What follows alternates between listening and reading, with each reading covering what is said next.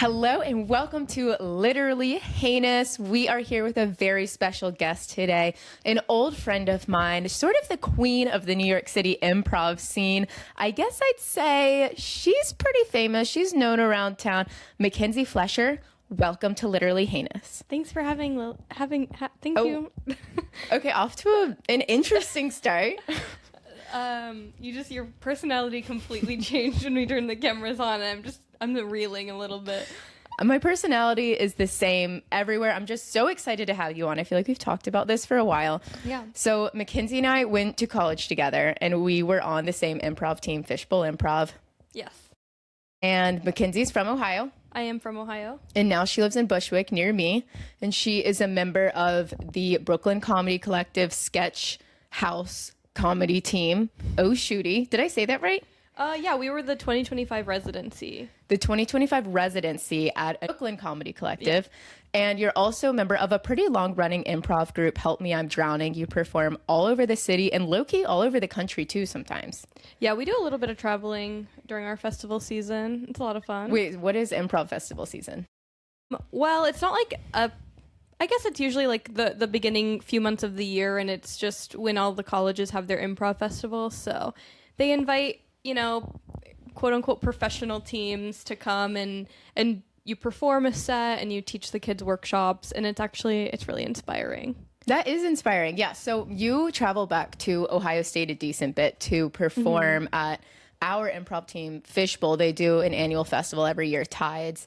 And, we planned Tides together. I did 4 Tides. So that was our annual comedy festival at Fishbowl. And we would always have the professionals, usually from Chicago or Columbus or Cincinnati, come and perform. And then it was always cool when we got people from New York because they felt like celebrities to me.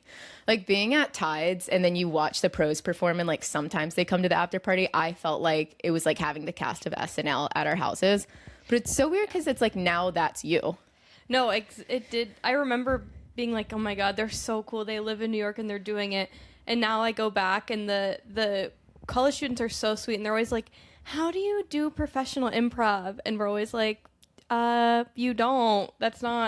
You don't really do that. Maybe you teach eventually, but it's not, there's not really one simple, clear path, unfortunately. Do you not feel like a professional improviser? I definitely feel like I'm doing improv at consistently and at a high level. And I'm really proud of the show that I do. But I mean, it's not my source of income. Yeah. I mean, who even is a professional improviser? Because I feel like no one's a professional improviser. You get to a point where you become an actor, or writer.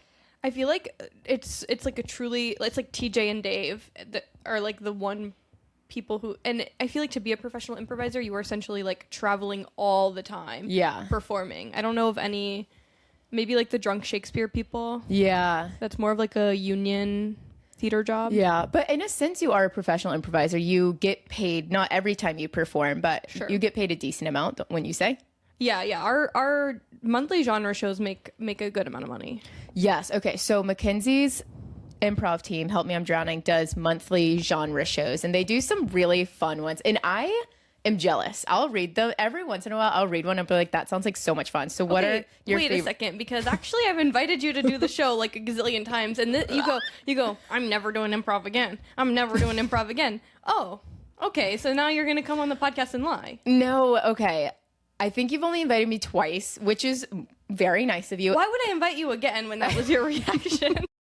Okay, and I didn't say it I'm never doing improv again, but it is true. Our experience in Fishbowl, our improv team, after that, I was kind of I don't think I can do improv again. You're so good. Thank you for saying that. But performing, it's hard for me to perform with people that I don't really know. That's real, but we do a rehearsal. Yeah. And I guess I could. I don't think I'm that good. I think I've lost my chops a little bit. And it's truly okay. Okay. If you were to do an improvised, a improvised Love Island, I'll see those and that sounds really fun. Or an improvised, something that I'd something girly. I would maybe do that. But I like to know people. That's fair. That's really fair. What are some of your favorite genres that you've done? every October we do improvised slasher, and that's always a lot of fun. Yeah. Just a lot of like killing people. We've done erotic thriller. Okay. That was really fun. We do family drama every Thanksgiving time. So those are good ones. Okay, so let's talk about Fishbowl really quickly. Yes. So we came up in Fishbowl together. So at Ohio State, where we went to college, there were 2 improv teams, 8th Floor and Fishbowl. And I actually auditioned for 8th Floor my fall freshman year and didn't get in. 8th Floor they were pretty selective, but also it kind of depends on like which team had their auditions first. Did you audition for 8th Floor? No, I never did. Yeah. But honestly, and I'm not just saying this because I was in Fishbowl, but like looking at the vibe of both teams, I am like a Fishbowl person through and through. Like, I feel like the context a little bit is that 8th Floor was sort of like, it was giving like rich kid, like, you know, they charge for their shows. Like, who is charging for a college improv show? Grow the F up. Yeah, so 8th Floor was around before Fishbowl, and Fishbowl actually originated from a group of college kids who Say his name, Alex Layfeld. and Carly Cohaig, and there's... Say his name! Say his name, Alex Layfeld. Started Fishbowl because they didn't get into 8th Floor. And maybe I'm butchering the history, but that is the truth of why Fishbowl was born in 2011, which feels like 100 years ago. Was it 2009? Oh, wait. Yes, it was 2009. And you know what's... I'm sending this clip to Alex Layfeld. Fishbowl was founded in 2009 from a group of people that got rejected from 8th Floor Improv. And then, so now Fishbowl's been around for like 15 years since then. And it's crazy to think that in a couple years there's going to be Fishbowl members who weren't even alive when Fishbowl was founded. Whoa. Isn't that weird? That's so weird. Yeah.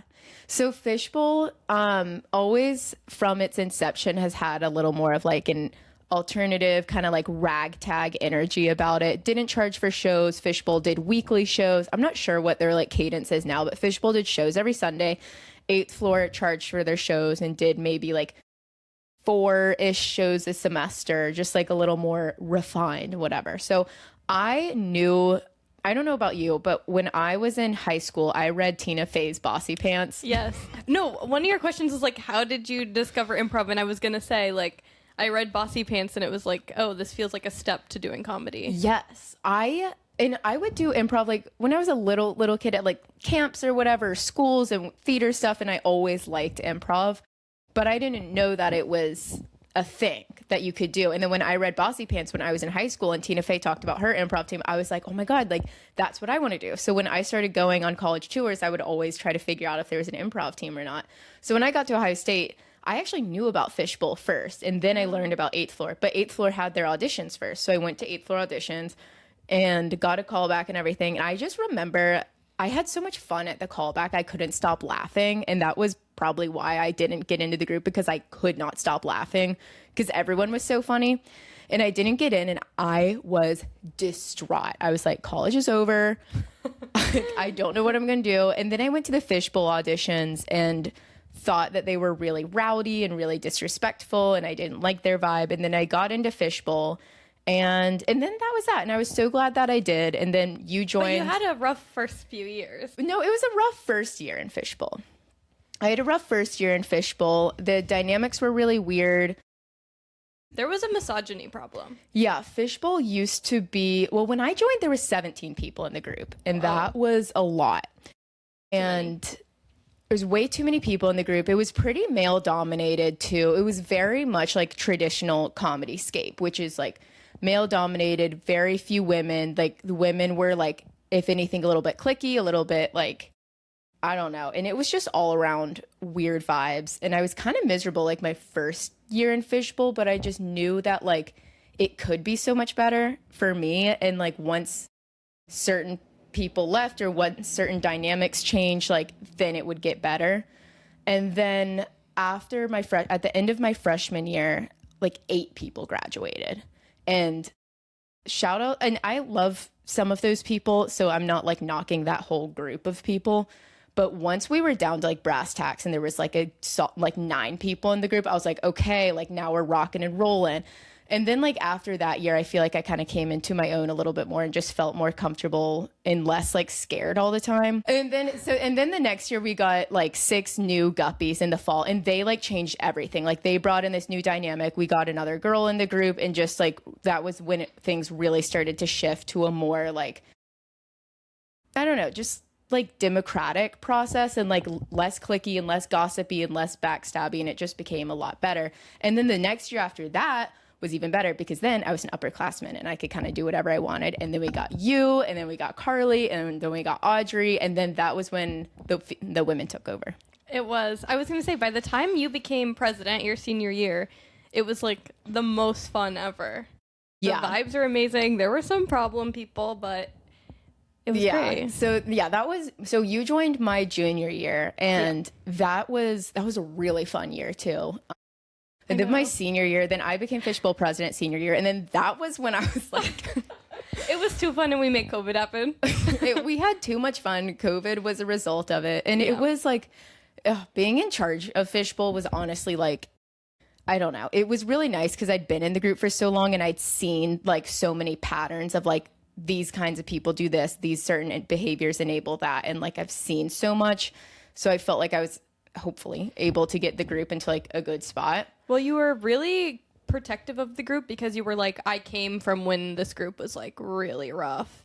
And so I feel like you were so good at fostering like a really great environment. Thank you. Yeah, it was really, really fun. And Fishbowl, my senior year in Fishbowl was my best year in Fishbowl, 100%. Definitely like because it's honestly like, not to sound like a dictator, like a fascist, but it is really nice to be in charge. Yeah. And it was just like nice to get shit done. And I felt like I delegated a lot and like was pretty transparent with like my leadership, but I was also just kind of like moving pretty quickly and like making decisions, which was nice.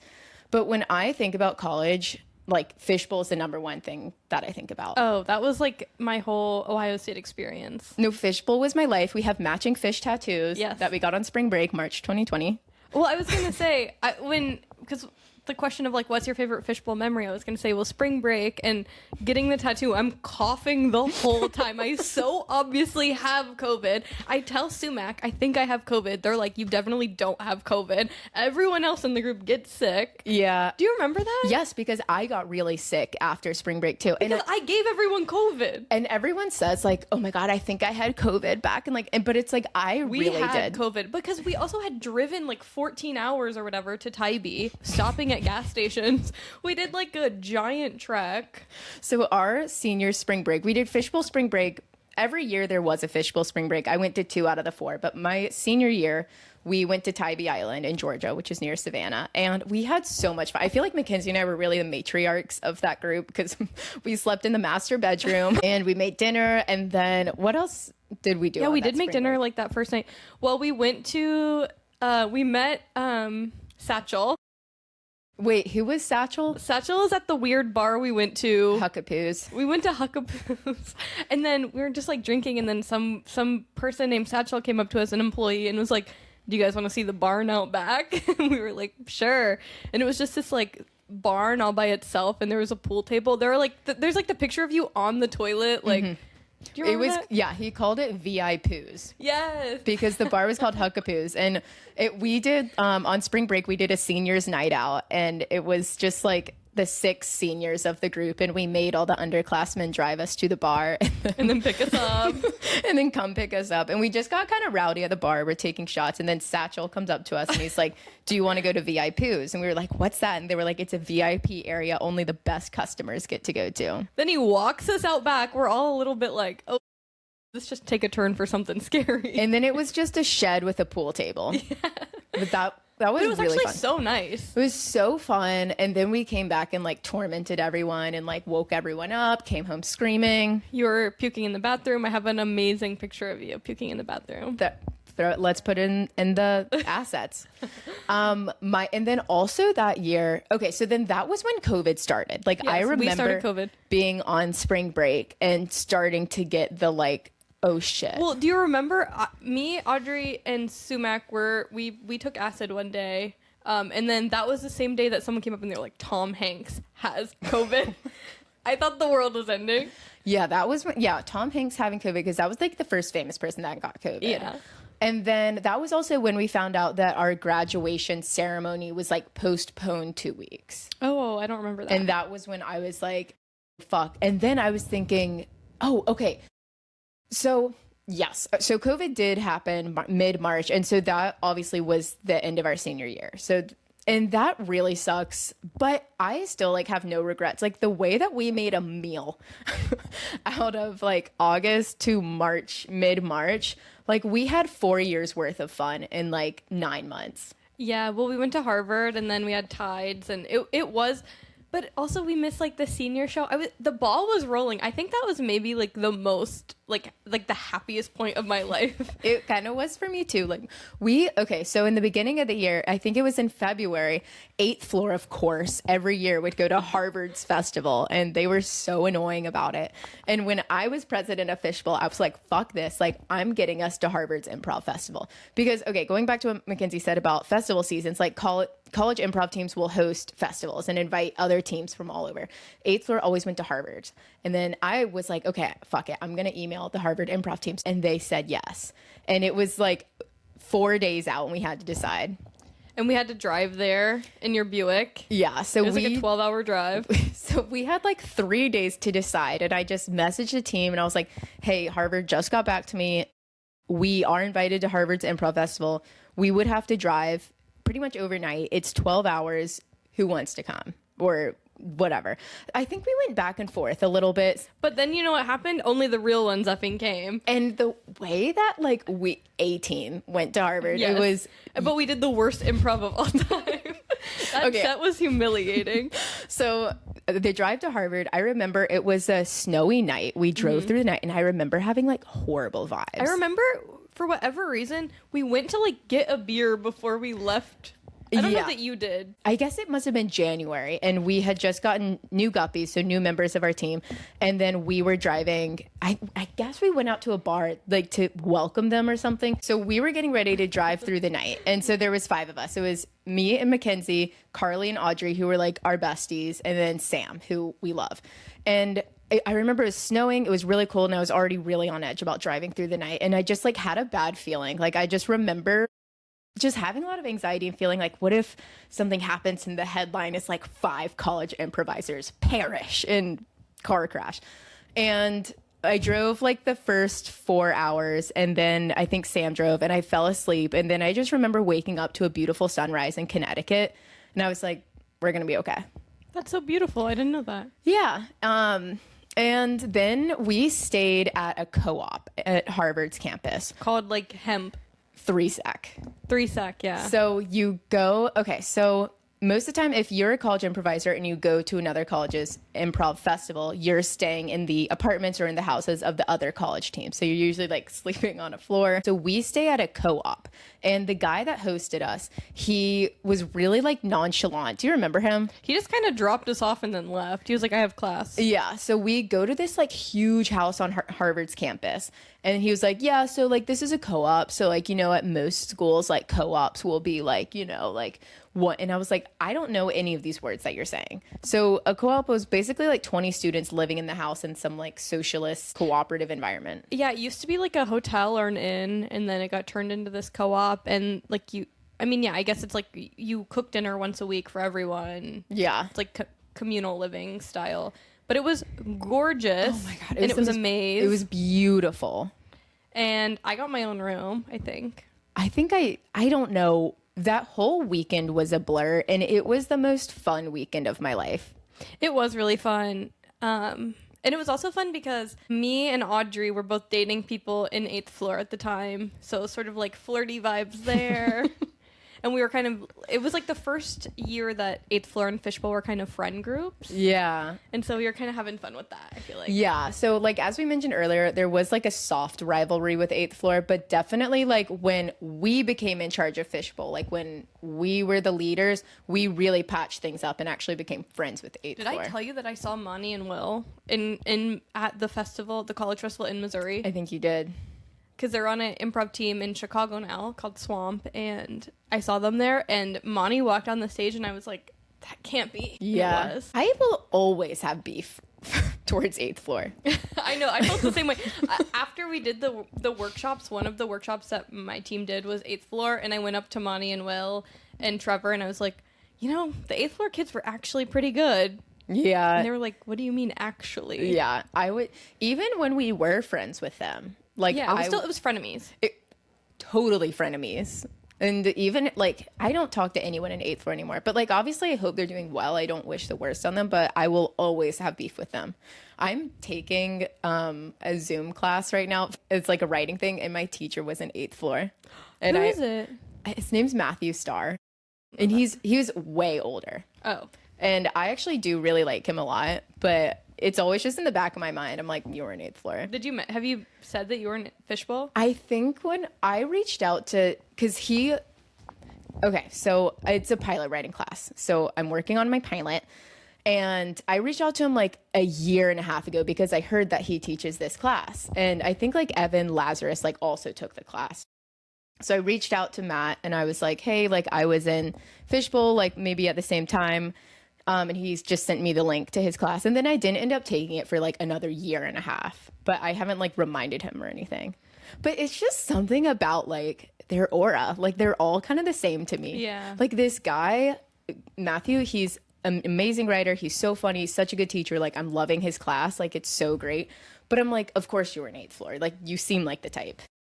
Our Tides was just epic. Yeah. And our after party. I also think about everyone trying to go in your room to hook up. Yeah. I was dating someone in 8th floor at the time, so I took them up to Lily's room to try to have like a little makeout session. I get up there, our friend Audrey's already in there with the person she's dating.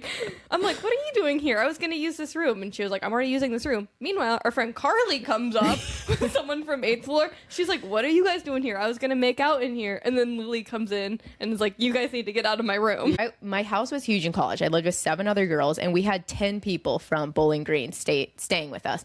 And my college roommates, there were like 7 of them, and I told them ahead of time, like asked, I was like, I need to have the Tides after party here. It's just going to be a bunch of like dorky theater kids, whatever. And they like pre-gamed with the Plastic Shatners and had so much fun with them. And then my roommates went to like a frat party and said like the whole time they were just like, should we just go back and like hang out with the Plastic Shatners? And like we had the most epic party. And then we like cut the music at one point. Like I stood on a chair and said something about like Fishbowl and Tides, and then we timed it so like music turned back on, and then like confetti was everywhere. It was awesome. It was a really fun party. I think people stayed till like 4:30 a.m. That's crazy. It was epic. That was definitely one of my favorite Fishbowl memories, and that like right up against Harvard too. Yeah. And yeah, Harvard was mostly just fun because the group that we were with was like all of my best friends in the group, and we just like fucking around, walking on Harvard's campus, like making fun of everything, like doing a self-guided tour, like trying to break into rooms. We did unfortunately have our worst improv set of all time. Yeah, we were trying to do too much, I think, looking back. But that was kind of like our price to pay. Like we couldn't have too much fun. Well, it was also like no shade to Harvard, but their improv team wasn't very good either. They were kind of flops, and they wore ties, remember? Yes, they wore little ties. Do you remember the president of the Harvard Improv Group? She was like this nerdy girl, and she kept like saying that she was going to have sex that night. I do not remember that at all. Okay, well, the president of the Harvard Improv Group, she was really nice, but like we were going into the green room, I guess, to like get ready for our set. And then the Harvard improvisers were all wearing like Harvard ties, which is really dorky, by the way.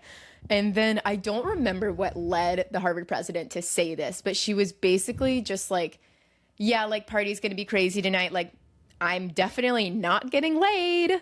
Meanwhile, at Harvard, they have to have the parties in the dorms. Yeah. Because everyone lives on campus. Yeah. The after party was actually really cool for Harvard. It was in this like giant dorm. Do you remember that? Yeah. Like all the lights were off and it was pretty cool. It was definitely really groovy. And then there was this one really cool, pretty blonde girl wearing this like mini skirt in February. And I was talking to her for a little bit. And then her dad was a Supreme Court justice? Yeah. Yeah. And then she left and this guy next to me was like, do you know who her dad is? And I was like, no. And he's like Chief Justice John Roberts. Right, who voted no on same-sex marriage, yet his daughter was hitting on my girlfriend. So how's that going to make sense? Yeah. Not to out her. I had the greatest time of my life in Harvard. Wait, do you remember that right before, this is a little vulgar, but right before our set at Harvard, we were blowing up that bathroom? Yeah. It was like one in, one out, back in line, one in, one out, back in line. We were just like cycling through. Like we each had to have used the bathroom 6 times. And then the other group started coming up and being like, can we use the bathroom too? And we were like, actually, we're about to go on. That is, when I think about Harvard, that's up there too with like the same 5 stories that repeat. I don't know what we ate that day, but like We got like coffee like right before or something. yeah, I guess we got coffee at like 7 p.m., like right before our set. And we were like, we weren't really addressing it at I mean, it was just like truly, we were like, we would come out of the bathroom and get back in line. So the 5 of us are trying to warm up for our set. And it's like, that's probably why we fought. I know, we could be like, whoosh, actually I need to go right into the bathroom. I'll be right back. And then so there was no more than 4 of us warming up at a time because someone was always in the bathroom. and then we had like a monopoly on it, and like another team, like someone from another college would try to use the bathroom and we'd be like, oh sorry, we're in line, We're actually about to go on, we have to use the bathroom. and then we did the worst set of all time. We were probably dehydrated. But the thing is that other people said we sounded smart. I know. I think it was one of those things where it was so bad that they thought we were trying to like do something intentional.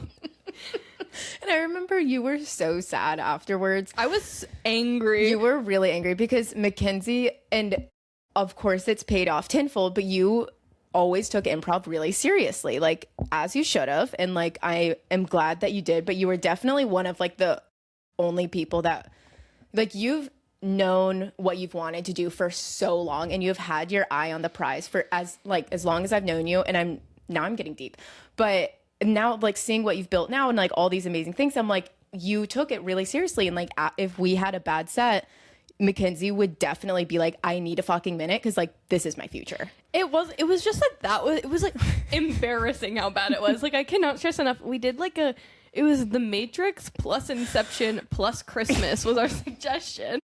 It was and bad. I think that half of us got Inception and The Matrix confused. That was me. I've never seen either. And I kind of knew both, but I wasn't confident enough to like make like a statement. So we kept saying like red pill, green pill, and like it's a dream. And it definitely like it was really hard. And obviously doing bad improv is a humiliation ritual. And that's like why I can't do improv again, because I hate doing bad improv. I do think I've gotten to a point where even my like bad sets are like okay enough that I don't feel humiliated. I have been humiliated doing improv so many times in my life, and I just can't put myself in that position again. Yeah, that's real. But yeah, the Harvard set was really bad, but I was also just kind of laughing at it because I was like, this weekend's been so much fun, like who cares, you know? And then yeah, but you were always like doing improv was your thing. Yeah, it was just like we were in front of all these new people. It was our first time going to the festival, so you always have the worry of like, oh, they might not ask us back. And also like my girlfriend was there, like yeah, oh my god, having like significant others watch you do improv, at least like you're in the competing improv team. Yeah, or the rival improv team. Yeah, that would also stress me out. Even when Jack I never really liked when Jack came to my shows too, because it always felt so embarrassing. But Jack's always been supportive. Jack has always been supportive. Any other Fishbowl story? I mean, I could talk about Fishbowl all day. It's literally... Well, I feel like that's like the fun stuff. I've been trying to think of any other like iconic funny moments, like the bathroom situation. That's just too good. And then like, oh my god, one of my favorite memories of Harvard was when we were driving home, another 12-hour drive, and prank calling people. Yes, we were on a prank calling kick. And we still do prank call every once in a while. If between me, Carly, Mckenzie, and Audrey, like whenever 2 of the 4 of us are together, we'll call the others and prank call. And that started in Harvard. And we called Sam and told him that all of the planes were grounded for literally no reason. And then Adam, who was in our group, and he was obsessed with Aretha Franklin. And we called him to tell her that she died, but she died like 10 years ago. That was a really funny one. I was proud of that one. And if you get a prank call, you have to play along. Yes. That's part of it. So our prank calls are not mean-spirited. They're not like your refrigerator's running, or it's not like That's so mean-spirited. Because then they go to the refrigerator and then go check and their butt cracks out. Why would be out? Because you're leaning over to see and then the butt crack comes out. That's how it is in the movies and why you say that. Oh, I didn't know that. Or, and I also hate prank calls that are like, oh my God, did you accidentally post a nude on your story? Like, that's too real. That's mean-spirited, and because it could happen. Yeah, ours are always sort of like more absurd. It's more about the fun of like pretending to prank someone. Like, you called me and told me that Ariana Grande died. That's kind of mean-spirited. That one, I was like, I didn't play along. Okay, so so obviously Bossy Pants and Improv. How has anything changed over time? Like, are you more interested in one area of comedy than you thought you'd be, or are you losing interest in something that you thought you'd love? Oh my gosh. Yeah, I mean, it's definitely changed. I think I've been in New York for like 5 years now, and I was, up until like the beginning of this year, I was in 2 sketch comedy groups.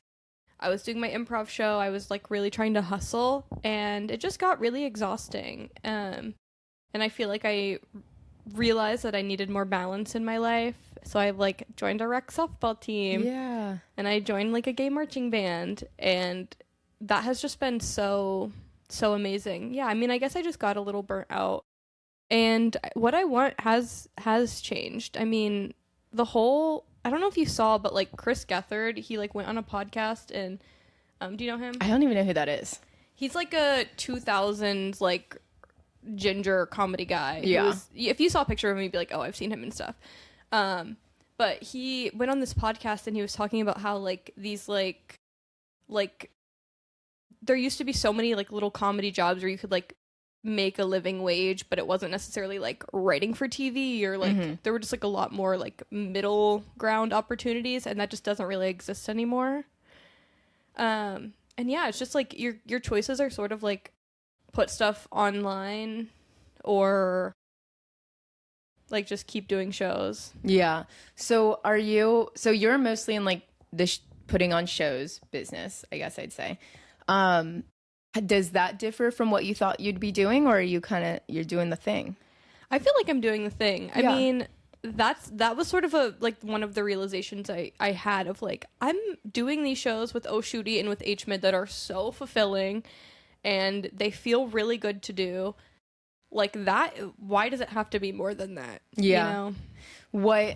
When you were younger, what was like your comedy dream? And then what would you say is your comedy dream now? Sorry, is that a horrible... I hate when people ask me my dream, so no pressure. No, I mean, I think it's a great question. I definitely younger, it was like SNL, writing for TV, whatever, touring, even though I don't even really do stand-up like that. But I think now that I've been in it, I am like, oh, I would actually... Working on SNL seems like a really exhausting, stressful job, in a type of environment that I don't enjoy being in. Yeah. Yeah, so now the goal is just to keep making these shows that I'm really proud of, and keep writing these songs that I'm proud of, and you know, I have some sketches that I'm like, this is like a really strong piece of writing. Like I don't know. I would rather just make stuff that I really stand behind, even if only a couple of like my comedy people see it. Yeah. Than like, and just like enjoy my life. I'm in grad school right now. What? I didn't know that. Yeah. What are you doing? I'm doing library science. Whoa. So I'm just like, I want to just have a day job that I don't hate, and like, yeah, keep doing my improv show and keep writing sketches. And yeah. Do you feel like a pressure to be putting out like reels and doing a video series and all of that?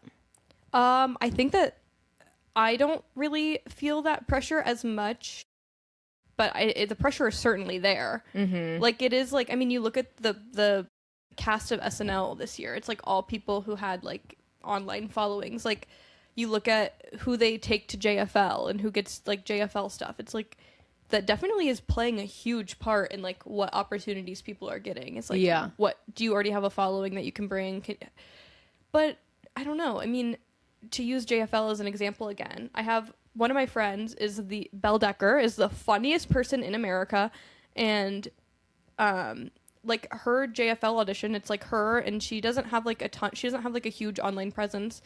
And these people are in her JFL audition who have like so many followers, and it's like, but you can't perform live. You can't write a live character. Like, yes, you can make content that does well on Instagram and TikTok, but that is a different skill than like being able to write a good sketch. Totally. Being able to perform live. And I feel like we're losing that distinction a little bit of like, that is a great skill to have. Like, sometimes I wish I could be better at like making content and having that eye, but it is like, that is a completely different skill than being a good writer. There can certainly be overlap, but I totally agree. And there's not one person that is good at everything in comedy. Like, there are people that I've seen that are so funny online and you're constantly going viral, and their stand-up, I'm like, whoo, Nelly.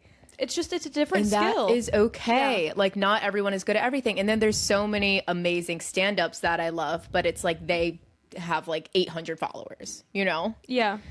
Damn, yeah, that is really hard. And then I also feel like for SNL, like, I feel like having internet followers is almost kind of a curse when it comes to breaking mainstream, because people just want you to like live in their phones, you know? And it's like, that's not what you do. I feel like Veronica is cool. Has done such an amazing job. Yeah. Like, I really admire her. I feel like her work on SNL is like really solid, and she's still like making her videos. Like, I'm just like, who has the energy? Like, yeah, that girl is, props to her. What is like the deal with SNL right now? Is it still like everyone's dream? Is it still like competitive, or what are the streets feeling? I mean, I think it's still a lot of people's dreams, but I also think now that I think a lot more people would rather just have like online clout and like a bunch of followers and do brand deals, because then you make your own schedule and you have like you're your own boss and you have your own creative control. I am waiting for the day that someone that I know gets on SNL. I know. I feel like I'm always like 2 degrees. Like when Jane Wickland got on SNL, I was like, okay, we went to a pride party in the same friend group one time. Yeah, it is really cool being in New York and like doing comedy here, because SNL is like not far away. No, I mean, well, everything is like you're like 1 degree away from these people. It does feel very cool, but it also, I don't know. Someone that was supposed to headline one of my shows and then ghosted me is on SNL. So that's just like, Sunday. Yeah. No shade, by the way. No shade. No, they're busy. I mean, they are booked. Yeah, for sure. But I'm like, and dang, that would have been cool if I like had someone on my shows that's like now on SNL. Yeah. But I hope that Joe gets like go on the show. You know, I mean, it is just so interesting how like, yeah, I do think people that are really successful online don't have as good of stand-up. Is that okay to say that? I mean, I think that's okay to say. I think it just depends. I mean, there are great stand-ups who their whole success online is them posting their clips, and that's one thing. But I do think it's a different skill than like, making like actual reels. Yeah. But also, I'm sorry, the art of making a reel is so scary and pathetic. It's like, it's like you can make a video that's like 6 seconds long with like crazy text on screen, and you're gonna get a bunch of views because it's like that is like what the algorithm wants.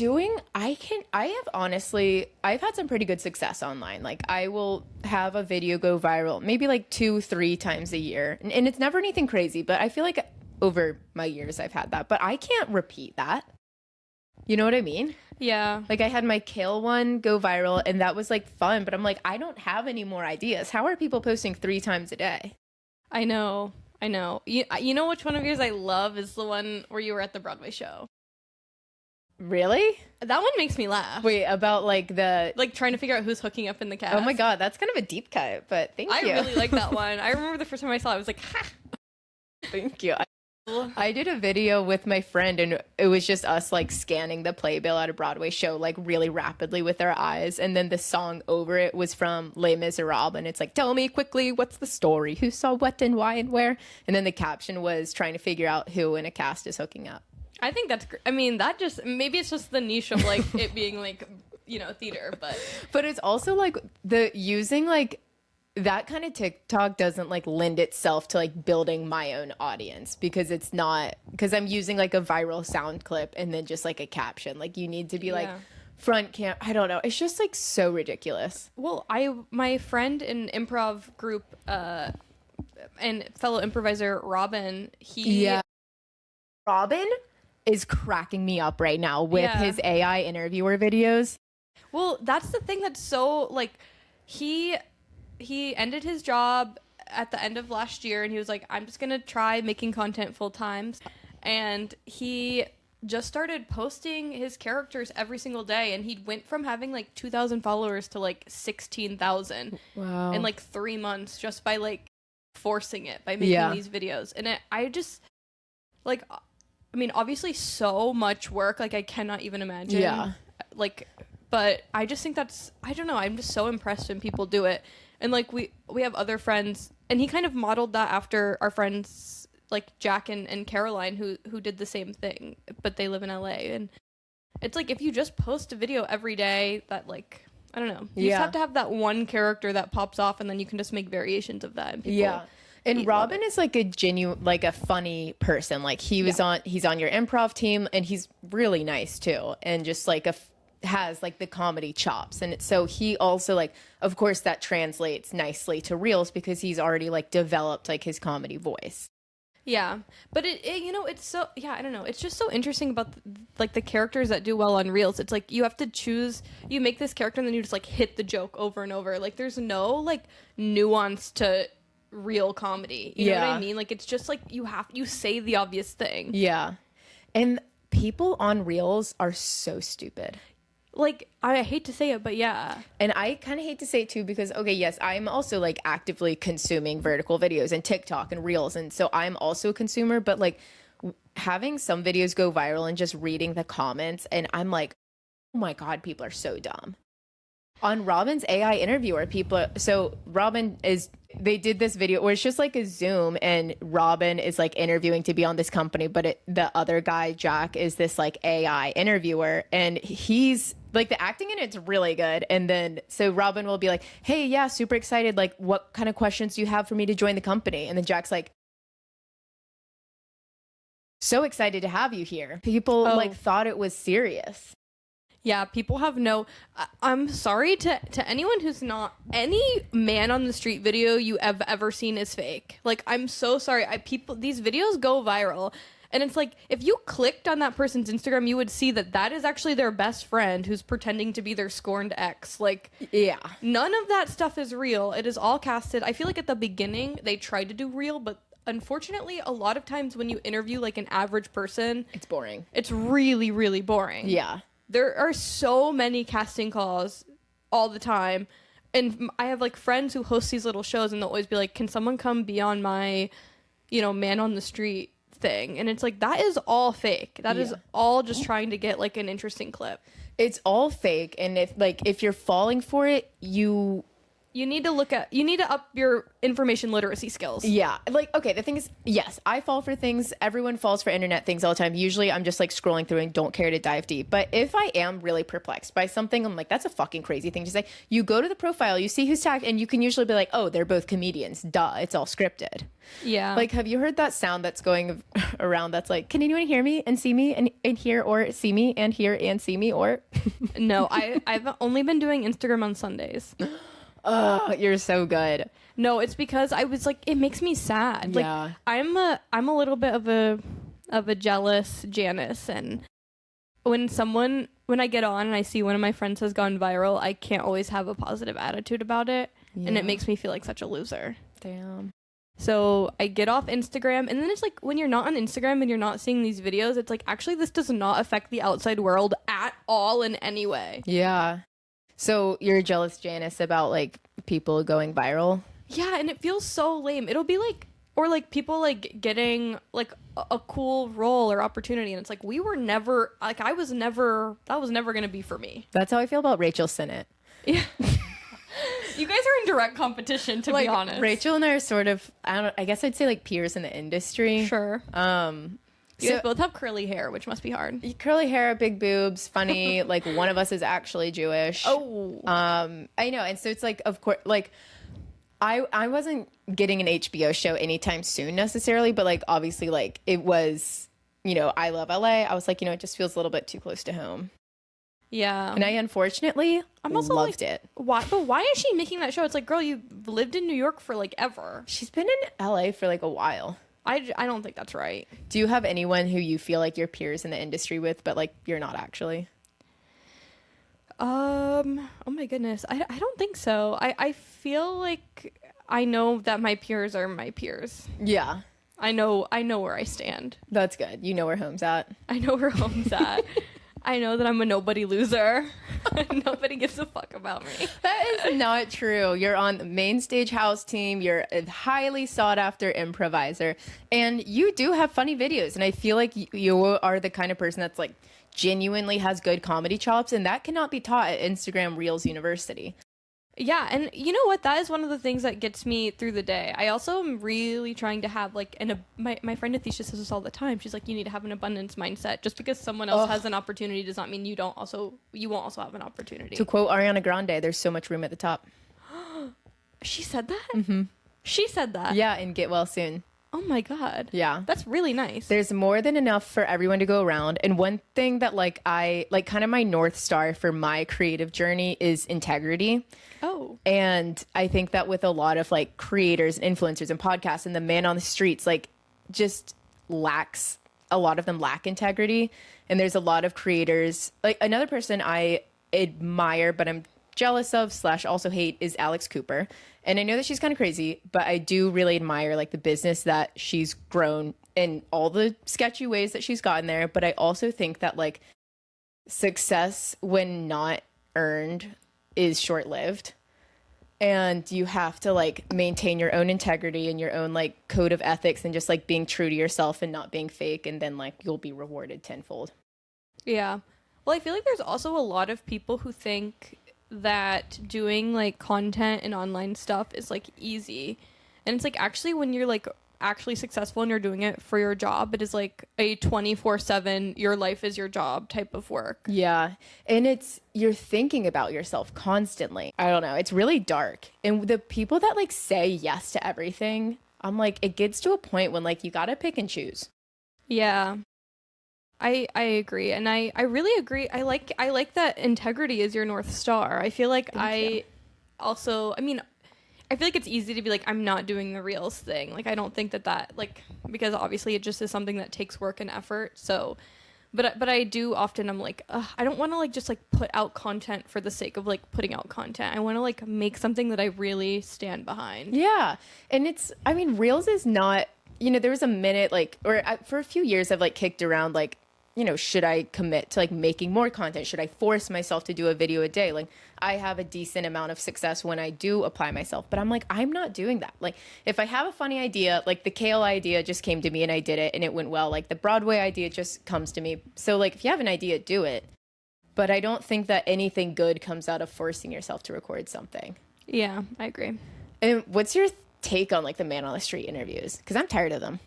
I'm also tired of them. I feel like the ideas are getting so obscure. Yeah. It is like, okay, we're going to go to the shelter and like pick a puppy, and then we're going to like teach that puppy tricks. And while we do that, we're going to like interview someone who's on a run. It's like, it's okay to like actually go back to basics sometimes. Yeah.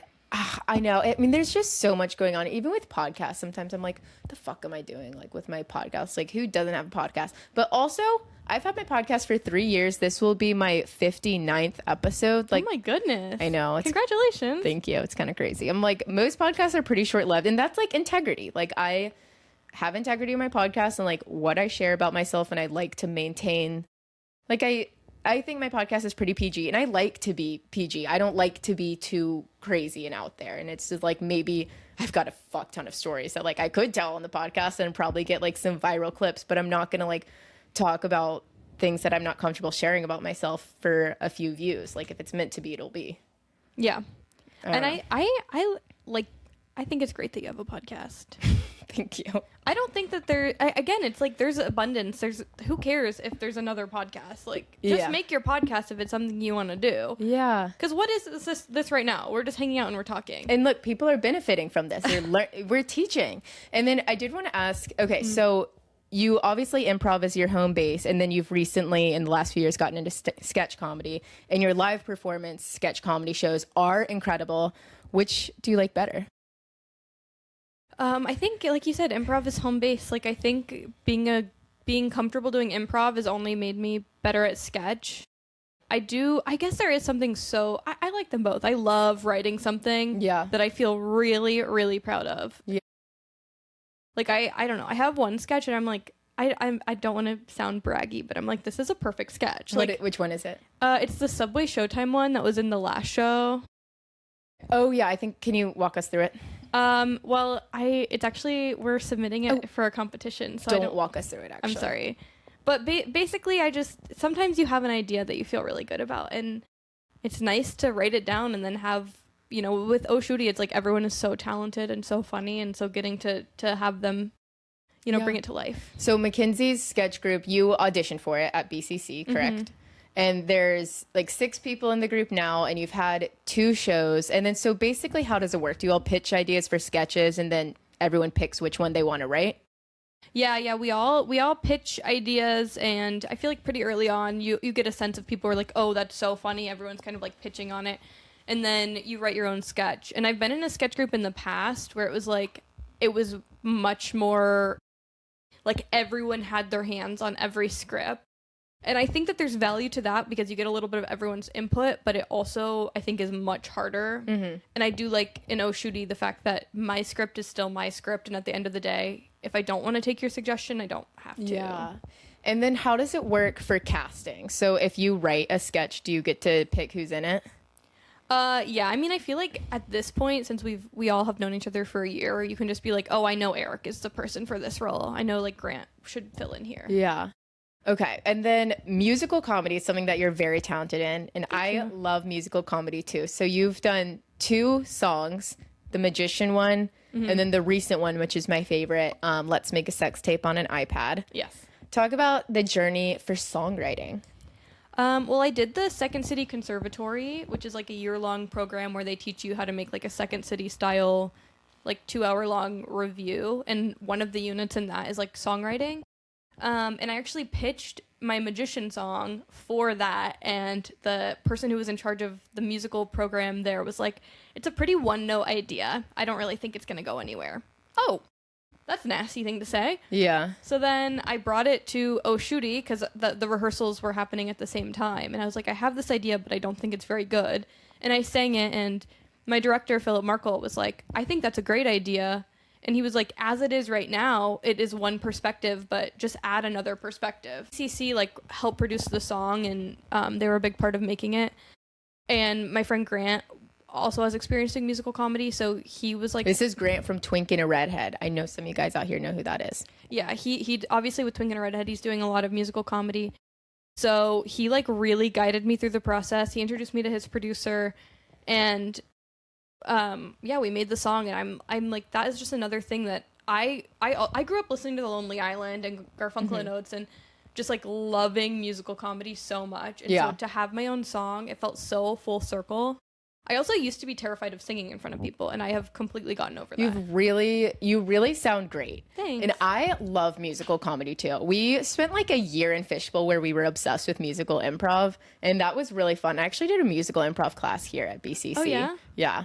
It was really hard. I remember when you were doing that. It was really hard, but it was fun. Musical comedy, that is something like really good musical improv. I highly recommend going to see like a good musical improv show because they'll have like sometimes an improvised band, like usually an improvised piano, like a pianist. And that is electric, like performing with people. And we would get to a point with our musical improv when we got really good at it because we had a pianist, shout out to Harrison too. And we would have like choruses, like we would all remember the chorus and like come back and sing it. We would do a reprise, we'd do callback numbers, choreography. It was incredible. Yeah, if you're in Columbus, TBD is amazing. Yes. They are so good. And then New York or LA or Chicago, Baby One's Candy would be the place to go. For sure. Okay, so can you talk a little bit about the different comedy scenes in New York, like the different theaters? Yeah, I mean, I feel like each theater just has its own ethos, you know? Like, obviously, UCB came last. Like, they used to be... You mean BCC? Well, UCB reopened last, I guess. Okay. But obviously, they were a huge mainstay beforehand. But it's, like, so hard. I mean, actually, it's like Second City opened before UCB this year. Anyway, BCC's motto is fuck it, love it. And I think that they do a great job. BCCs, where whenever the kids at the college festivals are like, where should I go? I'm like, go to BCC. They'll let you put up a show. They'll let anyone put up a show, and they will let you get paid for it if you are able to sell enough tickets, which is so rare. They are such a supportive theater. Yeah. And I feel like a lot of the cool stuff is coming out of there. I mean... Yeah. I did BCC stand-up. So when I moved to New York, I just kind of wanted to, like, be done with improv. I couldn't imagine improv without Fishbowl. So I wanted to try stand-up. And BCC stand-up class was great. I made... Like, two of my best friends in New York City, I made in my BCC class 2 years ago. And we still hang out every week. And you can, like, anyone can do a show at BCC. Like, it's so easy. And the community is really strong there. And it's very, like, Montessori. Like, it's very warm, huggy, fuzzy. Like, yeah.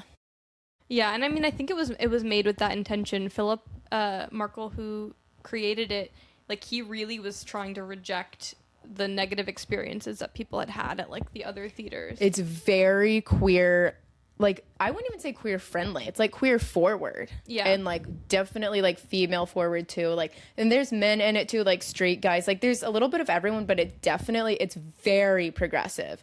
And I really like that a lot, but it's also like, you know, if you're looking to be a little like edgy comedy, like, I don't know. I don't feel like it. I don't know how to explain it, but it's not for everyone. No, and it's I not. don't want everyone to go to PCC. Like, if you like a certain like if you want like a really supportive, like, kind environment, I've never had any issues with anyone that I've met at BCC. No. Yeah, BCC is great, but it is definitely like alternative comedy. Yeah. Then there's UCB, which reopened like a year ago, or I guess like 2 years ago now. And I mean, UCB is as the same as it's always been. They're all about Improv-wise, they're all about game. Mm-hmm. They're like teaching you the Herald, which is like a specific type of, like, a specific form of improv. I did a sketch show there that ran for a year. It was like a monthly sketch show that we did. It was part of their Spank program, which is like you pitch a half-hour show and you're paired with another half-hour show, and then they give you notes, and then eventually you get like a run. And we went through like 6 rounds of notes. It was horrible, and they really were like, the notes just kept being like, we want you to do more game. We want you to make this like more UCB. So I think, to me, I think that's a downfall, because everything kind of comes out being like the same style of comedy. Whereas I think it's like, why not just like have like a nice variety of things? But I guess they're just, I don't know, trying to like standardize. But we ended up doing the show for a year. It was fine. The soon to be not artistic director there was kind of rough. But I guess that's going to change. So maybe it'll get better. UCB, I've been wanting to go I have been craving seeing like really good improv, and I should go to one of your shows, obviously. But I was like, maybe I should go to a UCB show. A lot of like, you can see a lot of SNL people there, which if you're into that thing, it's cool. I think there's a writer there. Is it like Kara O'Sullivan, I think is her name. She's an SNL writer, and she hosts shows that are like tons of SNL people on, like the people that are actually on TV. So that's cool that you can do that. I actually saw at BCC Severance, Helly R, and Zach Cherry's improv group is Phillips. Yeah, Frat Boys. Yes. Yeah. I was on a show with Britt Lauer once. It was like, I was kind of like, what are you doing here? Wait, what show were you on with her? It was Philip Markle's birthday roast. So everyone roasted Philip, but low-key people were not roasting. How was she? She was good. Well, hers was so many of the people were being like sweet and being like, so she had him, they went to college together. Yeah. And they took like an acting class. And so they read a scene that they did in college, which was from like Cat on a Hot Tin Roof. And it was really funny, but it was like not mean enough. Yeah. And then my group, Oh Shooty as a group, went up and we tore into him because we thought it was like a real roast. That's crazy that people weren't roasting. Everyone was being so nice. And Maya Sharma, who is like the programming director at BCC and great friends with Philip, was sitting in the back of the theater being like, come on, guys, it's a roast. Like, you need to be nasty. So was Philip mad at your roast? No, I do think he had a lot of feelings about it. I don't think he was mad. He understood what he was getting into, but I think that, he was maybe hurt at times. You cannot host a roast for yourself and feel any type of way about what anyone says about you. Yeah. I do remember Fishbowl was going to do a roast one year. Of course, Matt Loxley was spearheading it, and we were getting close to doing a roast, and we did like a little form that was like, how much do you want to be roasted? Like lightly toasted, medium roast, and burn me. And I said lightly because I know my boundaries. I'm like, I don't want to be roasted. I do not, and I know that like Matt and some of the other people on the team like really wanted to do a roast and like get in on people. And I was like, I'm willing to participate, but I'm setting my boundaries. Don't roast me. Like, I am sensitive. Yeah. And I'm like, how could you? I would never host a roast for myself in a million years. So I'm like, if Philip was doing that, then you should not be mad about anything. It was really fun. The jokes were flowing. That sounds fun.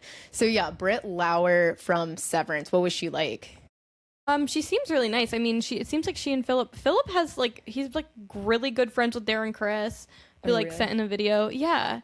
He just like knows. Have you heard the tea about Britt Lauer's husband?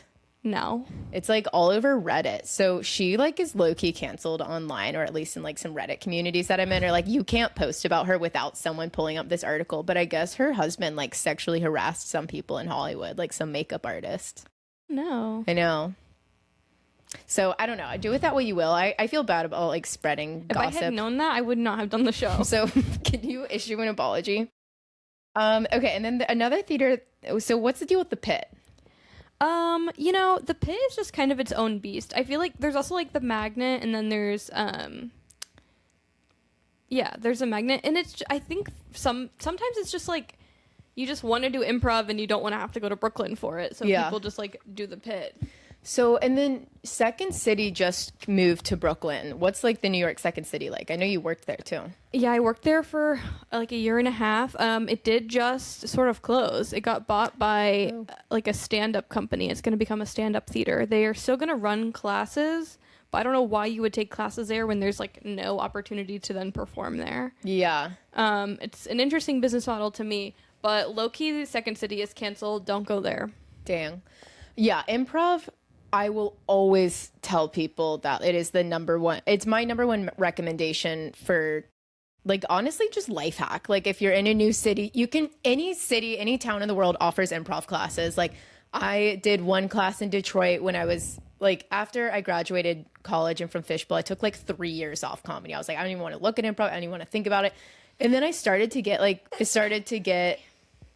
antsy and just did like a little improv class, and I'm still friends with like one of the people that I met, and that it's the best way to make friends. It's just you have something to do every week, and I totally recommend it. Okay, so rounding out my questions, your improv group, Help Me I'm Drowning, has been together for a long time, like almost 4 years maybe. Yeah.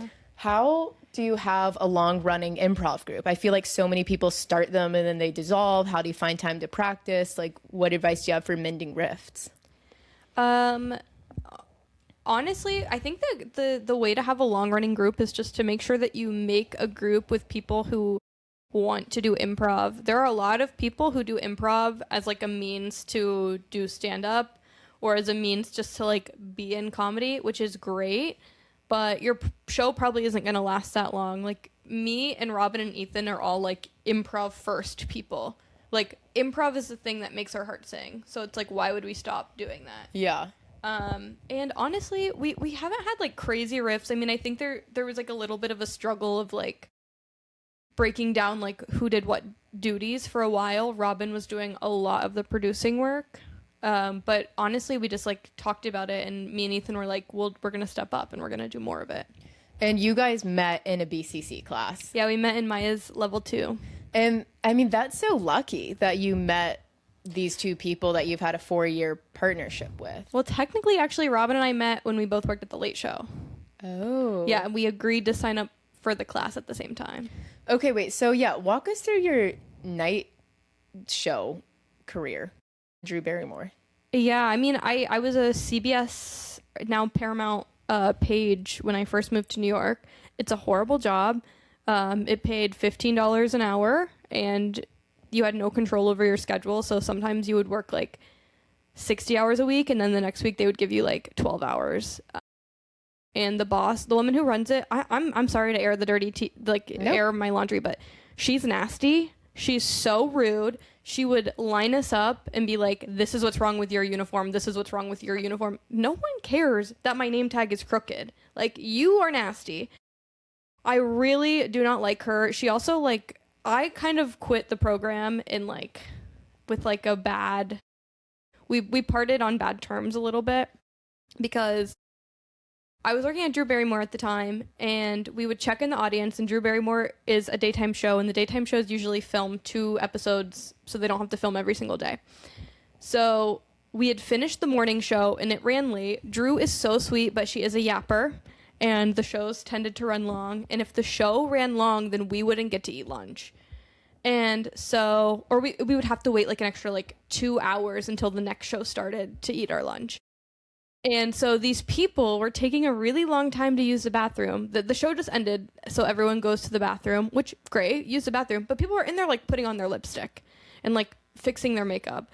And so I said, kind of loudly, I wish these people would hurry up so that I could go eat my lunch. Yeah. And then this woman came out. The mean lady? This was, like, an audience member. Okay. But my boss was, like around. Yeah. And this woman came up and went, I want you to know that you just ruined my entire experience at Drew Barrymore because I just had a lovely time. Drew was so sweet and I had a great time. And now you're talking about how hungry you are. And that just ruined my whole day. And I went, I'm sorry that me being hungry ruined your day. Have a nice day. Bye. That is crazy. And my boss kind of came up to me and was like, you can't talk to the audience members like that. And I was like, well, we should be getting lunch. And... like, we make like $15 an hour. Like, yeah. Can we please just get lunch? Like, yeah. It's not that serious. And we didn't get to have lunch because it took too long and we had to wait for an extra 2 hours. And I literally, that shift ended and I went back to my boss's office and I was like, I'm putting in my 2 weeks. And she was like, I think that's for the best. Ugh. Wow. But you know what? And then I ended up getting a job with the company that does like the ticketing. And so I ended up going to work at The View in Tamron Hall anyway, so I was still working in live TV. Yeah. I made more money doing the exact same job. That's perfect. It was great. Did you ever meet Drew? Yeah. Drew is so sweet. She would like, some mornings she would like walk through where we would like set up for the audience, and she would, I mean, one of the girls who was a page with me, like in my class, is now her personal assistant. Dang. Yeah. I have like, and then 2 other girls that I work with are like production assistants on her show. That's so cool. She was like, she is a real one. Like, she really is what you see is what you get. Wow. I love Drew Barrymore. I love her too. She's That's gorgeous. so good to know. Okay, so we're going to transition into a literally heinous original called Chic or Freak. I'm so excited. So I'm going to ask you a series of rapid fire questions, and then you are going to tell us if it's chic, which means like cool, sexy, fun, interesting, or freak, which is like weird, tacky, gauche, loser behavior. Okay, chic or freak improv jams? Freak. Same. Oh, okay. I don't think you're a freak for doing them. I just personally hate them. There are good ones out there, but a lot of them are bad. If you have to pay for it, don't go. Yeah, improv jam. It's like open mic for improv, kind of, except you're just going up and performing improv with probably a bunch of strangers. It's probably a bunch of strangers, probably a bunch of men, and if you're a woman, they're not going to let you talk. It's yeah. I think I've done one improv jam, and it was in Denver when I was living with my cousin one summer, and I was working at a comedy club, and I did an improv jam. That was a very traditional like improv stand-up club, where it was all men, and the only women that were there were so mean, and like the girls, because it was like there was room for one girl. The girls were really mean. There are good ones. My friend Kendra hosts a really lovely one on Saturdays at BCC called the Forever Jam. Yeah, that one I would go to if I didn't totally swear off improv jams. I just hate performing with people I don't know. But yeah, they're very, very easily a horrible space to be in. So horrible. Because also, like, even if you do know someone, like the people that do know each other are just gravitating to do improv with the 1 or 2 people they do know. Yeah. Okay, chic or freak? Asking on Instagram stories to be booked on people's shows. Chic. I think that's fine. Yeah. The first time I saw it when I moved to New York and started like following people that do comedy, I was like, that's so weird and desperate. But low-key, everyone does it. I mean, sometimes you need to film something for an audition. Like, sometimes your mom is in town. Like, I think if you want to be a professional comedian, you're probably going to have to be a little bit shameless. Yes. Oh my God. Yeah, that was something that really surprised me when I moved here. But yeah, people do that a lot. And it's not weird. Like the first few times I saw it, I was like, isn't that a little odd to be posting on your stories, like asking for people to put you on their shows or saying like, it's my birthday, book me as a birthday gift. I'm like, that's kind of weird, but it's not.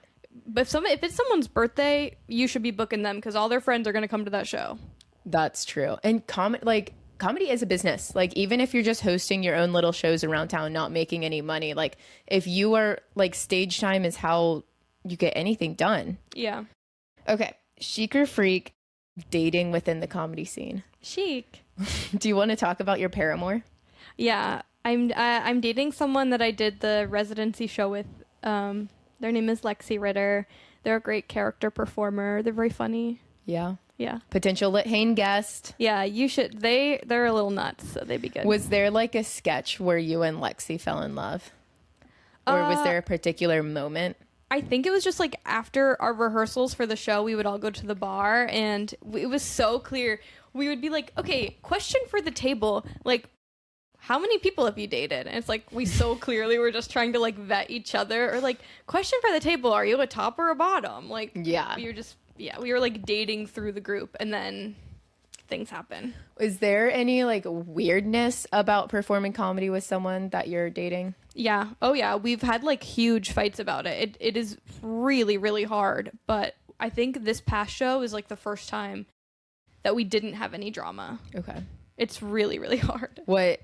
Is there something you feel comfortable sharing with the Haniacs? And the Haniacs are very respectful. They won't pry. I mean, it's just like, I don't know. It's like a combination of things. Like, I know over the holidays we did a show and there was a sketch. There was like an idea for the closer that Lexi and I disagreed on. And I don't know, like like you have a bad day at work and then you come and then your partner is being like, I don't think we should do this idea. Like it feels personal. It's also like everyone is allowed to give notes, but when Lexi gives me a note, I literally want to be like, shut the F up. You don't know what you're talking about. Yeah. Like it just feels so personal. And I also feel like there's, to some extent, it's like you feel more comfortable maybe being a little nasty. Like I feel like there are times that Lexi had said something to me that I'm like, I don't think you would have said that to anyone else in the cast. Yeah. Because you just feel more comfortable with me. Yeah. But we talked about it a lot because it was kind of a problem for the first year. Like we would leave a lot of rehearsals kind of being mad at each other. And we really got to a place where it's like, if your notes are feeling too much, like I can just be like, can you just not give me notes on this? Yeah.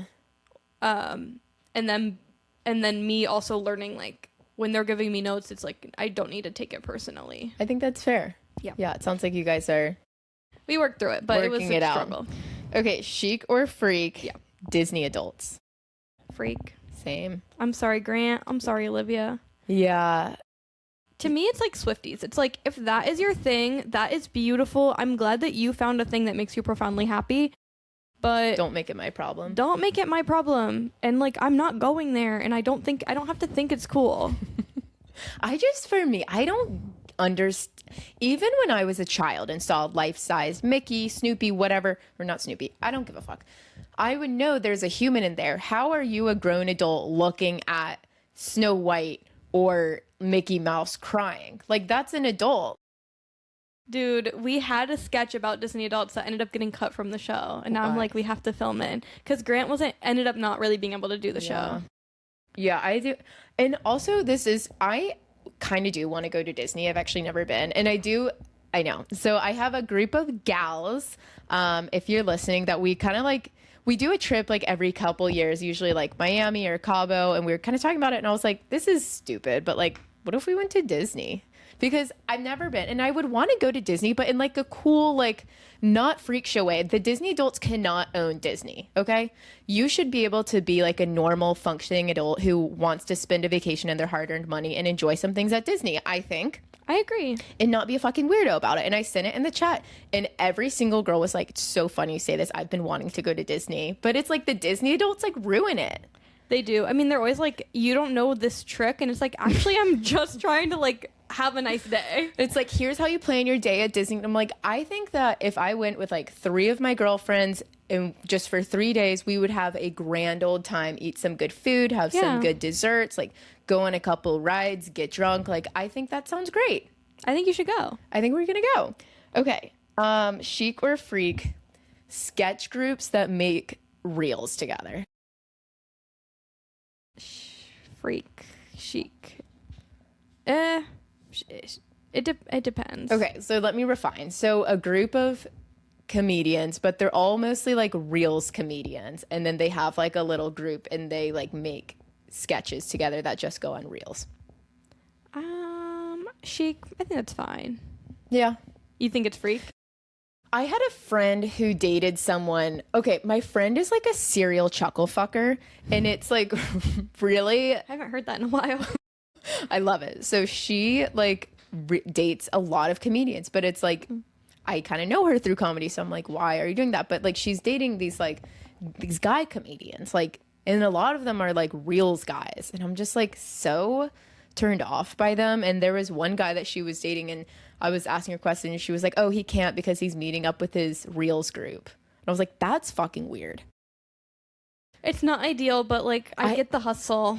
It's like I get it, but I think for some reason it's like when straight guys do it, it bothers me. Well, straight guys shouldn't be allowed online. So true. It's like if you actually want to be sexy, get off your phone. No, that's what I said. Like that's what, like when I think of like funny reels, like Eric's group or like Evan, like those groups. Yeah. I love those guys so much, and like they do some funny stuff that I'm like LOL, and like that's different to me. But for some reason, when it's a group of like 4 straight looking or bisexual guys, which I don't even believe they actually are, and then like 2 girls, that it gives me bad vibes. Yeah, I mean, yeah, that's just a bad vibe. Mm-hmm. Okay, chic or freak, SNL. Freak. Yeah. I guess it's fine if that. I'm just like when people are like, oh, I'm gonna go watch the new SNL, or when someone's like, oh, did you see this sketch from SNL? I'm like, no, I'm not watching that. Yeah, it depends on who's hosting. Like Ariana Grande, I'm sat. Connor Story, Sure. sat. And occasionally I'll go back and watch the clips. But I just watched a recent SNL clip that tickled me. Like I was howling at the moon. But isn't that so delightful when you don't have to watch a full episode and then someone is like, actually, this one's really good? And have you seen the Kristen Wiig Jumanji one? No. Dude, it makes me, like, every time I'm almost going to pee my pants, even if I don't even have to pee. My favorite SNL sketch in recent years was the Timothy Chalamet Troye Sivan one. Did you see that one? And it's like Sarah Sherman is in the hospital because she was doing poppers, and then it's Timothy Chalamet plays Troye Sivan. That one makes me laugh.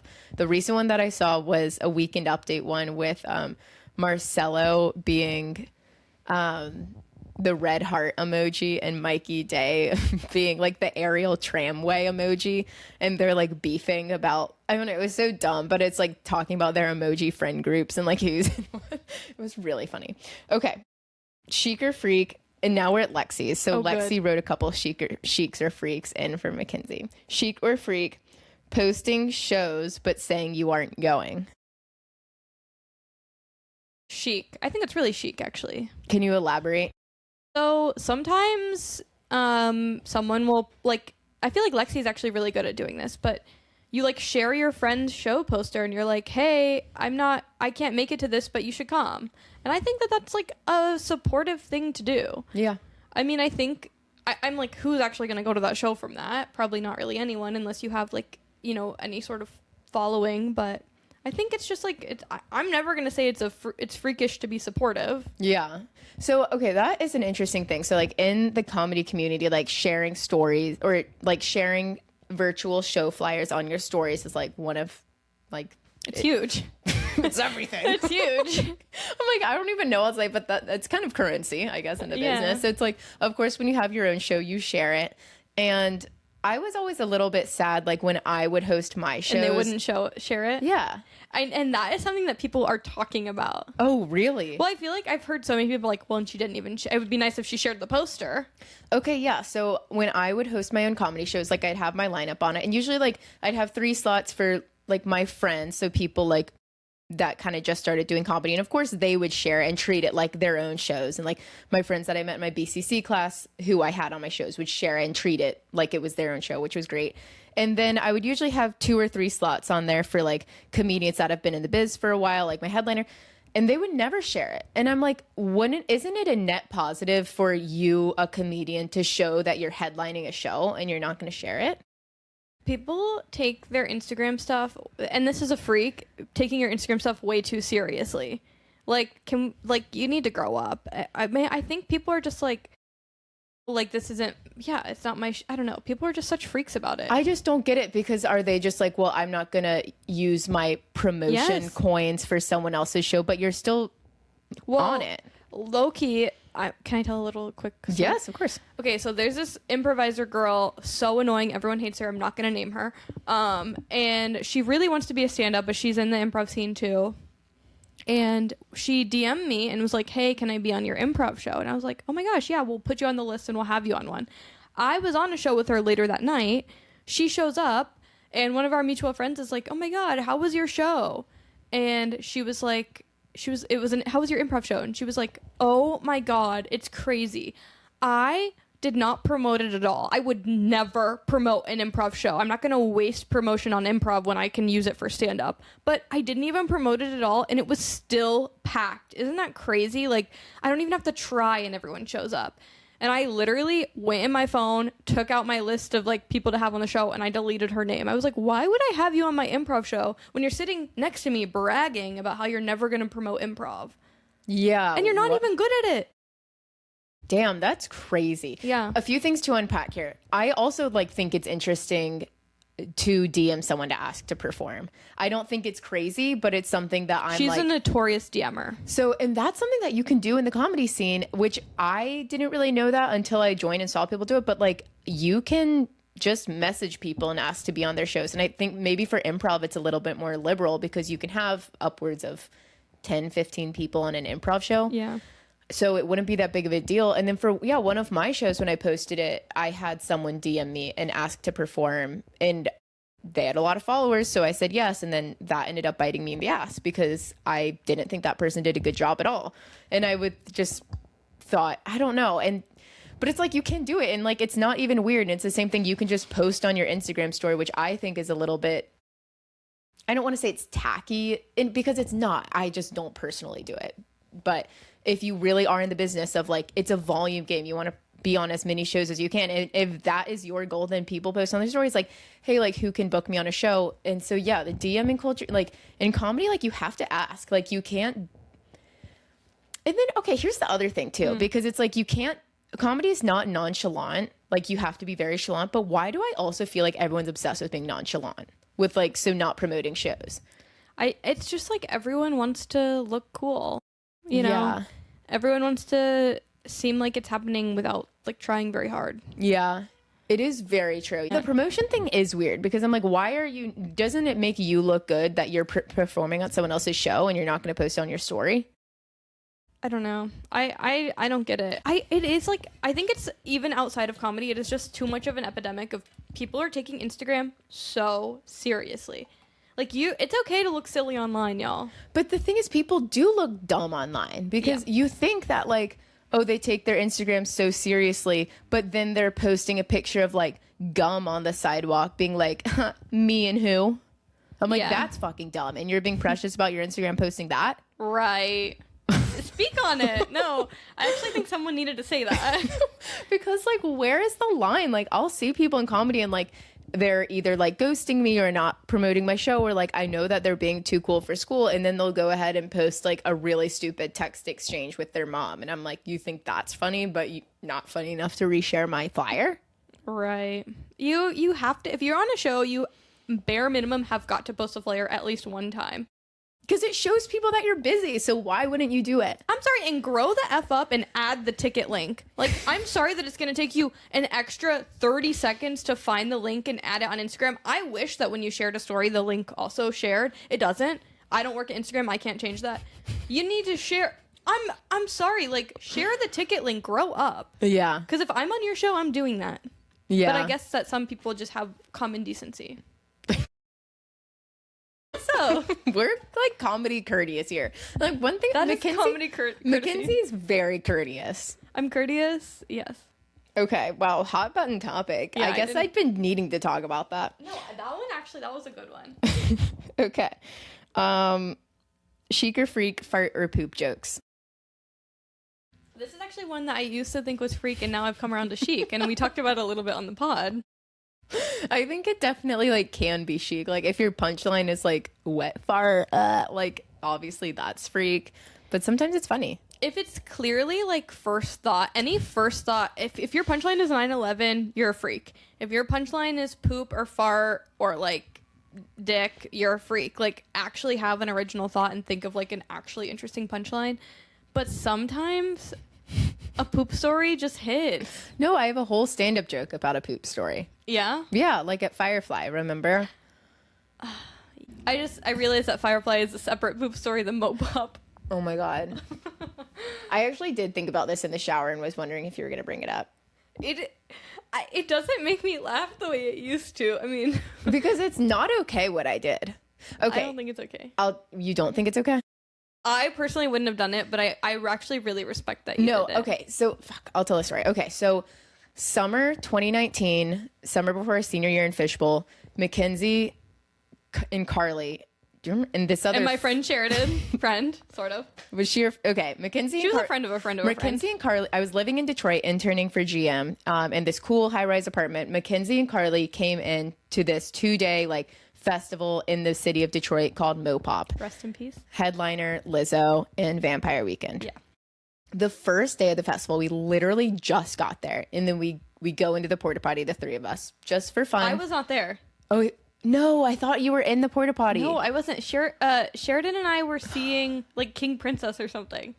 Okay, so Carly and I were in the porta potty together just because we're freaks. And it was like tight and they were kind of moving around and I had my phone in my shorts butt pocket. And I remember like having to pee and thinking, don't drop my phone in there. And I don't know, like I knew my phone was in my back pocket, so I don't know why I didn't just like ask Carly to hold it. Like right. a normal she's fucking, in the bathroom. like a normal person. My phone drops in the porta potty and I'm like, oh my God, my whole life flashes before my eyes because on my phone, it's not just like my phone. Okay. My debit card, which is the only thing I use for paying for stuff, and my license. And I was newly 21. None of you guys were 21. And the key to my apartment was like in my phone case too. Like I had a whole contraption and I immediately am like, my whole life is in there. And I'm like, well, that's it. I was like, fuck, like this weekend is kind of ruined. Like that's how we're, like it's my phone and my license, my debit card, and my key and everything. I'm like, this is going to ruin the tour. And then I'm like, well, that's it. Like, fuck, I guess. And I was like, I didn't have any, like, I was making good money, I guess, at my internship, but I'm like, I'm going to have to pay for a new phone and like get a new ID. And like, I'm not even living like in Georgia or Ohio. Like I'm in Michigan. I'm going to have to like go to another state, my debit card. And Carly's like, you have to get it. And I was like, I'm not doing that. I'm not doing that. She was like, you have to. I've done it before. It's right there. Just go get it. And I was like, I can't. And I'm like panicking. She was like, I mean, think of everything that's in there. Like, what are you going to do after this? And I was like, fuck. So I did reach in and got it. And just. Carly was actually so real for that.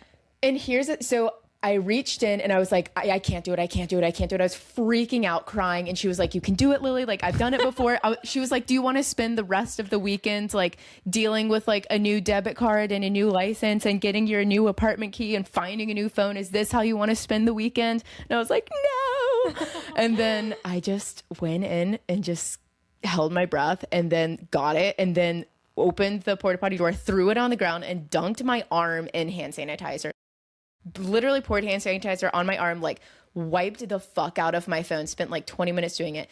And everything worked, by the way, on my phone. Everything. Debit card worked. My phone worked. No issues. Why would your debit card have not worked? I don't know, because it's like electronic. Like the little insert chip thing. At the time, and I have told way too many people this story because it's an amazing, beautiful story about women overcoming obstacles. I don't regret it because honestly, I'm really glad that I did it. Like that would have really fucked the weekend up. Like it would have been a huge pain to deal with. but I would never do it again. In a million years. You came over and you told me the story, and I wouldn't touch your hand, and I kept calling it your poo-poo pee-pee phone. Yeah. So then for the next year, everyone called my phone the poo-poo pee-pee phone. And I had that phone, I guess, actually that phone ended up dying at the Fishbowl alumni show a few months later because I got drunk and dropped it in the toilet. And I'm like, wow, that's what did it. The poo-poo pee-pee phone ended up dying by being dropped in the toilet. I hope you learned your lesson. I did learn my lesson, and I would never, ever, ever do it again, but I don't regret it. Yep. Okay. Chic or Freak improv sketch group with pun name. I'm really picky about improv team names. I think Fishbowl is perfect. Yeah, it's cute. And we would have like sub team names, and you know what name I was always jealous of was Dog Bag. I thought Dog Bag was I guess it's kind of similar to Fishbowl, but I thought Dog Bag was so good. Wait, what was Dog Bag? It was like, it was maybe I don't know. It was like our junior year, the second semester. I think Jackson's team was called Dog Bag. That just sounds, I totally forgot about Dog Bag. I literally, every time that I'm in the process of naming a new group, I'm always like, we could do Dog Bag. Like, Dog Bag is kind of good. That sounds a nice ring to it. I don't remember any of my Fishbowl, because we would have like long form teams for the semester, and so you'd form like a mini team. All I remember one was, I think we did Oklahoma for one, or yeah, there was also one called like Incontinent something. Back in the early days of Fishbowl, like the year before I joined, there was an infamous group, Suburban Dads, and it was the only time that there was an all-male group of Fishbowl, and it was like super toxic. And I remember everyone being like, bring back the Suburban Dad days. Oh no, it was really toxic. Okay, last one. Chic or Freak Canva posters. Chic. I think Canva can be chic. I don't know what Lexi was talking about.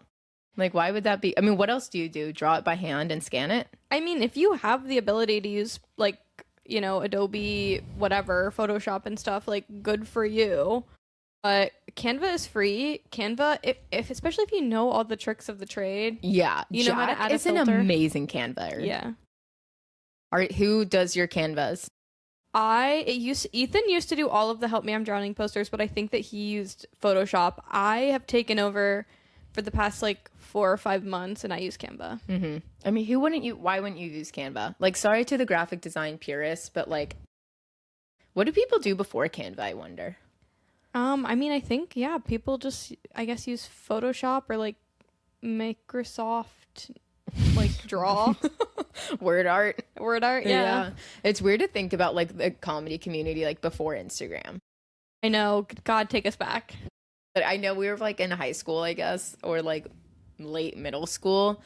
But I mean, what was it like? I should have an old New York comedian on here. That would be amazing. Because seriously, I feel like Instagram is so central to the comedy world. Like, it's... Yeah. I mean, I feel like there are so many people who would probably, I mean, to some extent, myself included, I would delete Instagram if I didn't feel like an obligation to post posters and because also you get DMs of people being like, hey, do you want to be on my show? And yeah, I mean, that's where like business is done. It's all like DMs based, and it's a lot of information. So yeah, wait, how is your Instagram Sundays going? It's really good. I will re-download the app if I need to like post something for HMid, but I only really let myself scroll. It was really mostly because I have a desk job and there's nothing really to do, and so I was just spending like 8 hours straight on Instagram every day. Yeah. So I just was trying to break that habit. Now I spend 8 hours straight on Reddit. Oh my God, I'm such a Redditor. I love Reddit. We'll have to compare subreddits.